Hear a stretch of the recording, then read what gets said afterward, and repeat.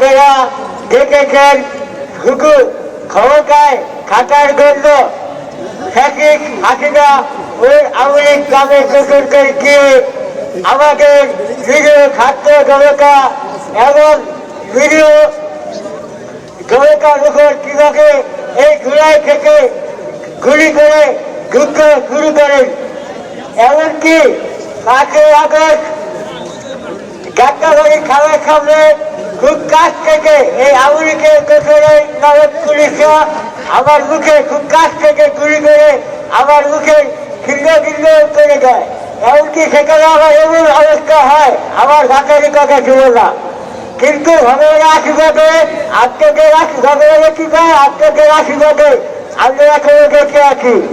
আর তাই আমি আপনাদেরকে বলতে চাই যে এই বাংলাদেশে যেহেতু আপনাদের আশীর্বাদে আমি নতুন জীবন পেয়েছি, তাই এই বাকি জীবন আপনাদের জনকল্যাণে দেশের স্বার্থে নিজেকে উৎসর্গ করে দেব এবং এই দেশের দুর্নীতিবাজ টাকাবাজ আমলাতান্ত্রিক চতুরাচার থেকে এই দেশকে এই জাতিকে সুন্দর একটা রাষ্ট্র সুলভ আমরা উপহার দিতে চাই। আর এই জন্য যদি আমাদেরকে আমারও যুদ্ধ করতে হয়, জীবন দিতে হয়, দিতে প্রস্তুত আছি। ইনকিলাব জিন্দাবাদ। আপনারা সবাই ভালো থাকবেন, সুন্দর থাকবেন।